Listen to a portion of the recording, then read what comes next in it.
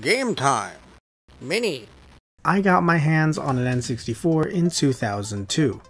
Yes, 2002. Longtime fans know I'm always late to the party, but even with the limited amount of N64 games I had, I loved it. Sure, the controller was what it was, but the games really made it stand out. And what if you could relive those experiences on a modern console, but with a fun twist? No, not that way. Or that way. What? Modern? No, the Wii came out in like 2006. That's closer to retro than modern. I'm talking about Macbat 64, Journey of a Nice Chap. What a fun name. This game was released on Steam on March 17, 2017, and the Nintendo Switch on October 2nd of 2020. It was developed by Marcus Horn, and the music, which I love, was done by Jay Moser. When looking at the release dates, that's a big gap, but I have to say that I'm happy we got this for the Switch, even 3 years later. It just works. Like, it just feels right. But more on that later. I was able to pick it up for $1.99, and it wasn't even on sale. That is the base price, so that might seem like a red flag for some people, but let's get into the bare bones plot of the game. This game stars this chap. This little guy. You start the game off in Kiwi Land, specifically the Kiwibian. Dear God. The opening narration says that there was an quote-unquote evil. Not the biggest fan of the voiceover work, but it's rarely used throughout the game. And it does add to the game's atmosphere. It feels very much like both an homage and a parody of N64 collectathons.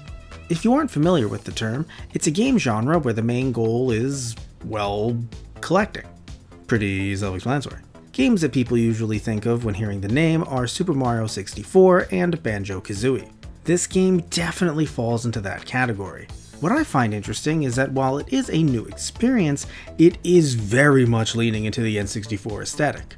Whereas a game like Yooka-Laylee is clearly trying to go for that new experience while creating something that looks more modern. I think both approaches can work, but that's something you should be prepared for. But let's backtrack to the plot for just a minute. After getting all 3 coins in the first level, you can talk to this bird captain who tells you that there was once a water factory that produced water, which is what a water factory would do, most likely. But sadly it's been locked away and it's not producing any more water, which I'm going to assume is a very bad thing. So you have to travel around Kiwi Land to get 6 keys to unlock the water factory. But that doesn't necessarily mean that there's only 6 levels. But more on that later. Back to the gameplay, the first level does a good job of introducing you to the game's sense of humor and gameplay, so you know what you're getting into right off the bat. Ha, bat, didn't even try there, that's really funny. Speaking of humor, I enjoy the humor in this game, and when it comes to the puzzles, while very simple at first as it's the first level, are fun overall. There are a few problems though. The game doesn't really tell you where to go. I'm okay with it relying on puzzles/exploring, but I had no idea there was a back of the pub you could go to find the 3rd coin. They fixed this in latter levels, which is good, but still something to note. Also, there's nothing telling you how to jump. You can jump by pressing the B button, and you can fly/hover by repeatedly tapping it. If you want to drop down completely, you can press or hold the A button.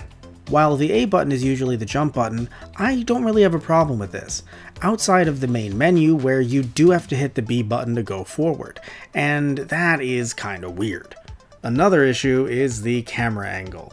In future levels you can move it around freely minus certain areas, but in this small bar, even with the larger area you explore in, the camera is fixed. It isn't the best first impression in that regard. Back in the day, you had manuals that would help you out with stuff like this, but since this is an indie, there needs to be some text within the game itself. I hope that Horn will implement this in their future games, as there's a lot of promise here.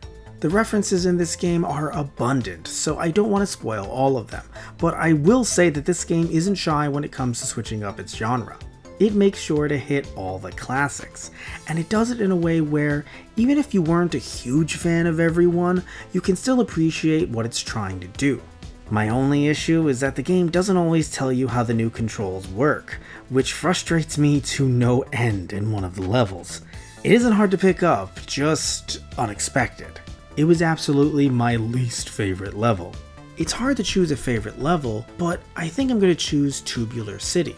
This is the funniest part of the game, and it was just so bizarre, I couldn't help but laugh. It's a small level, as many of them are, but it had the best music in the game, and the puzzles were unique. You can even play Legend of Bat 2 in the arcade, which is basically Legend of Zelda 2. At least looks-wise. Not my favorite Zelda by any means, but it's still fun to see here.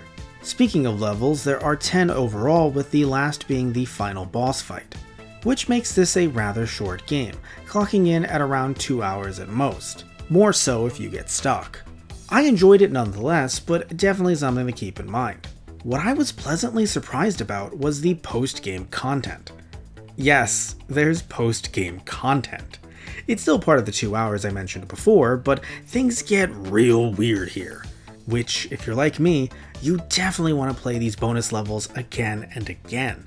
This first one reminds me of a minigame from Super Smash Bros. Or even certain sections from Donkey Kong Country. The music is kinda creepy, and I was on edge while playing. The second level is creepy as hell, and something I did not expect. Be on the lookout for it if you want to play this game with your kids. Nieces and nephews though are exempt, they've seen worse on YouTube. The third is fascinating, as it gives you the ability to jump over barriers, being able to find new hidden areas that you never could before. It turns a glitch into a gameplay mechanic, and I really wish it could have been implemented sooner. But it definitely increases the game's replay value, as I'm going to see what other weird parts of the game I can now discover. There's even a Christmas-themed bonus level, and I absolutely love it. It's my second favorite level behind Tubular City. Also, I love the little things just spread throughout the game. These little touches that make you feel like the game was made with love. Look at what happens when this little chap goes underwater. He immediately gets a snorkel.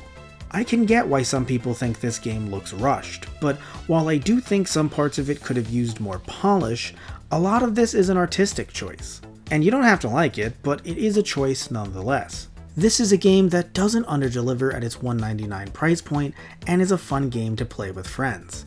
If you have absolutely zero love for the blocky animations of the N64 era, then it might be a pass. I think it does stand on its own, but it's so tied to its references that if you don't care for N64 games, especially how they look, then it might not be for you. And that's okay. Personally, I really enjoyed it for what it was, and for how short it was. AAA games can be so long, and I get it as they're $60 to $70 brand new, but a short experience like this can be refreshing from time to time. So I definitely recommend that you check it out. Tell me your thoughts in the comments down below.